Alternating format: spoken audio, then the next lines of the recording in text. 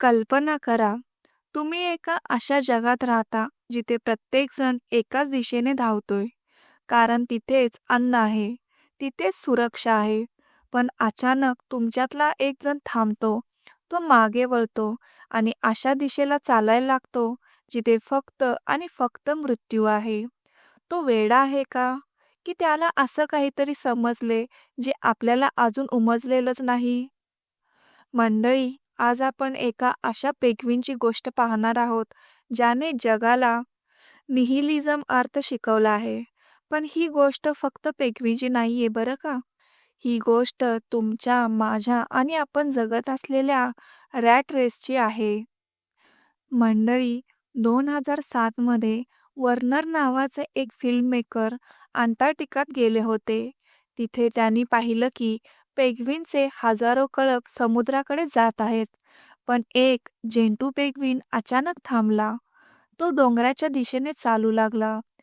ही डोंगर समुद्रापासून 80 ते 90 किलोमीटर लांब होती.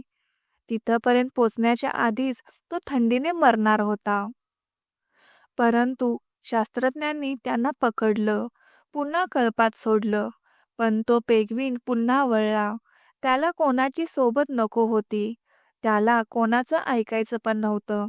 त्याला फक्त त्या वाटेवर जायचं होतं. हे पाहून वर्नर यांना वाटलं की हा काय वेडा झालाय का? इंटरनेटवर याला निहिलिस्ट पेंग्विन नाव मिळालं. निहिलिझम म्हणजे असा विचार की आयुष्याला कोणताही मूळ उद्देश किंवा अर्थ नाही. आपण जन्मतो, संघर्ष करतो आणि मरतो. हा विचार पहिल्यांदा ऐकायला खूप डार्क वाटतो, पण त्या पेंग्विनसाठी कदाचित तो त्याचा अर्थ होता. आपणही आपल्या आयुष्यात पेंग्विनासारखेच आहोत. समाज सांगतो म्हणून इंजिनियर व्हा, लग्न करा, घर घ्या. आपण कळपात चाललोय कारण आपल्याला एकटे पडण्याची भीती वाटते. पण जेव्हा एखाद्याला समजतं की या साऱ्या धावपळीला काहीच अर्थ नाही, तेव्हा तो स्वतःचा रस्ता निवडतो. तो रस्ता जगासाठी विनाश असू शकतो, पण त्याच्यासाठी ते स्वातंत्र्य असतं. अनेकांना वाटतं की स्वतःसाठी जगणं म्हणजे स्वार्थी होणं. पण खरं तर स्वतःसाठी जगणं म्हणजे कळपाची मानसिकता सोडणं. तो पेंग्विन डोंगराकडे गेला, कारण कदाचित त्याला त्या दिवसभराच्या मासे पकडण्याच्या आणि ओरडण्याच्या गोंधळापेक्षा तो शांत डोंगर जास्त जवळचा वाटला असावा. तुमचा डोंगर कोणता? तुमचा तो डोंगर काय आहे? एखादी अशी पॅशन जी कोणाला समजत नाहीये. एखादा असा निर्णय जो तुमच्या घरच्यांना चुकीचा वाटतोय. जर तुम्हाला खात्री असेल की तो रस्ता तुम्हाला शांतता देणार आहे, तर त्या पेंग्विनसारखं वळण्याचं धाडस करा. हा पेंग्विन आपल्याला हे नाही सांगत की तुम्ही आयुष्यात हार माना. तो सांगतोय की तुमची डेस्टिनेशन स्वतः ठरवा.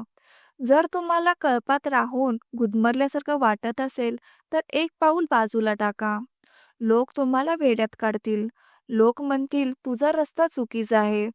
पण लक्षात ठेवा, जोपर्यंत तुम्ही दुसऱ्यांच्या रस्त्यावर चालताय, तोपर्यंत तुम्ही कळपात पेंग्विन आहात.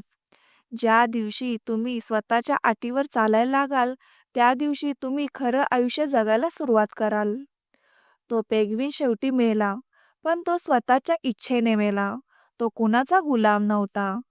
तुमच्या आयुष्यातही असे क्षण येतील, जेव्हा तुम्हाला कळपाच्या विरुद्ध जावं लागेल. तेव्हा घाबरू नका.